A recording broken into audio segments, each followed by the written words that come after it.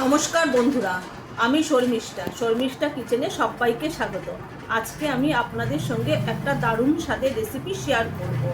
এখন তো গরমকাল, আর গরমকালের জন্য আমি বাটা মাছ রান্না করব কাঁচকলা আর পেঁপে দিয়ে। চলুন দেখে নিই কীভাবে বানাই। বাটা মাছের ঝোলের জন্য আমি এখানে 5 পিস বাটা মাছ নিয়ে নিয়েছি। বাটা মাছটাকে ভালো করে আমি আঁশ ছাড়িয়ে ধুয়ে নিয়েছি। এটাতে আমি নুন আর হলুদ মাখিয়ে নেব। আর বাটা মাছটা আমি করব কাঁচকলা আর পেঁপে দিয়ে। আর এখানে মশলা দেব আমি। এখানে 4টে কাঁচা লঙ্কা নিয়ে নিয়েছি, এখানে 1 ইঞ্চির মতো আদা নিয়েছি, একটা টমেটো। তাহলে আদা, কাঁচা লঙ্কা আর টমেটোটা আমি মিক্সিতে পেস্ট করে নেব। আর জিরে আর ধনে দিয়ে আমি এটা বাটা মাছের ঝোলটা করব। আর গরমের দিন এখন বাটা মাছের এরকম ঝোল হলে আর কোনো কথাই হবে না, গরম ভাতের সঙ্গে একদম অসাধারণ লাগবে। তা চলুন দেখে নিই। এখানে পরিমাণ মতো আমি নুন দিয়ে দেবো আর অল্প একটু হলুদ নিয়ে নেব। নুন আর হলুদটা আমি ভালোভাবে মাছের সঙ্গে মাখিয়ে নেব। আমি মাছের মধ্যে নুন আর হলুদ ভালো করে মাখিয়ে নিয়েছি। এবার আমি এটাকে কড়াইয়ে তেল বসিয়ে এটাকে ভেজে নেব। গ্যাসটা ধরিয়ে দিলাম, কড়াইটা আমি বসিয়ে নিচ্ছি। এখানে আমার মিক্সিতে পেস্ট করা হয়ে গেছে আদা, কাঁচা লঙ্কা আর টমেটোটা।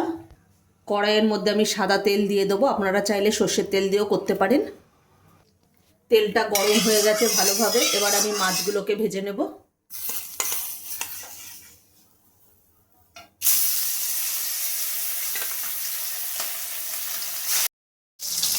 প্রথমবারের মাছগুলো আমার ভাজা হয়ে গেছে, এগুলোকে তুলে নেব। আমি প্রথমবারে 3টে মাছ দিয়েছিলাম, 3টেই আমার হয়ে গেছে। আমার মাছগুলো ভাজা হয়ে গেছে। আমি মাছ ভাজার তেলের মধ্যেই ফোড়ন দিয়ে দেবো। এখানে আমি 1/2 চামচ সাদা জিরে দিয়ে দিলাম আর 1/2 চামচ কালো জিরে।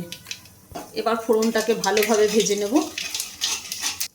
ফোড়নটা ভালো করে ভাজা হয়ে গেছে, ফোড়নের থেকে একটা সুন্দর গন্ধ বেরোচ্ছে। এখানে আমি যে টমেটো, আদা আর কাঁচা লঙ্কাটা মিক্সিতে পেস্ট করে রেখে দিয়েছিলাম সেটা আমি কড়াইতে দিয়ে দেবো।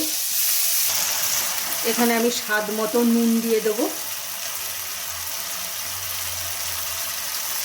মশলাটা আমি ভালোভাবে কষিয়ে নেব।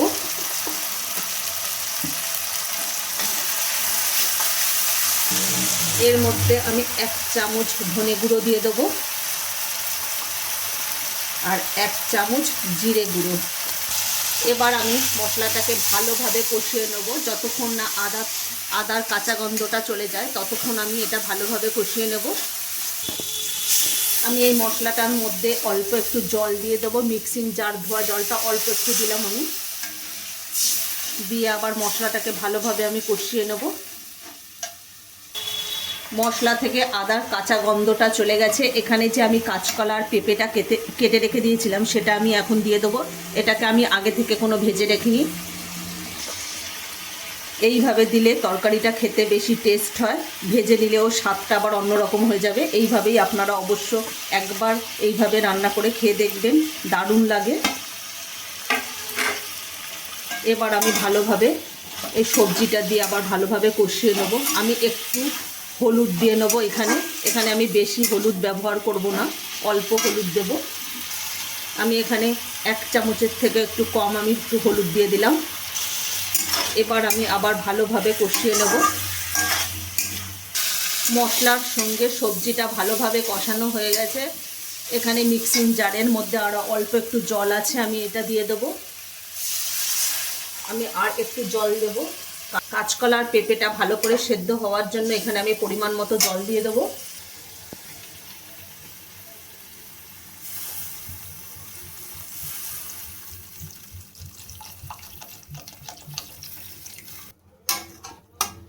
এবার আমি ভালোভাবে এটাকে নাড়িয়ে নেব।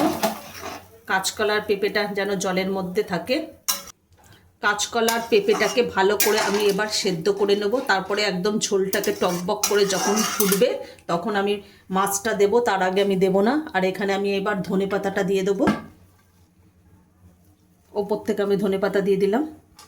ধনেপাতাটা এবার নাড়িয়ে দিলাম আমি। এবার আমি এটাকে ঢেকে দেবো। এবার আমি একটা ঢাকা দিয়ে ঢেকে দেবো। আমি 5 মিনিট পর ঢাকাটা খুলে দেখে নেবো যে পেঁপে আর কাঁচকলাটা সেদ্ধ হয়েছে কি না। আমি ঢাকাটা খুলে দেখে নেব।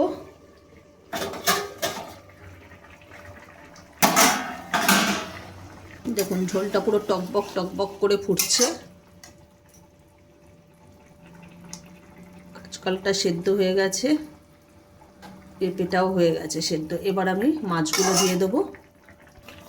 এবার আমি মাছগুলো দিয়ে দিচ্ছি ঝোলের মধ্যে।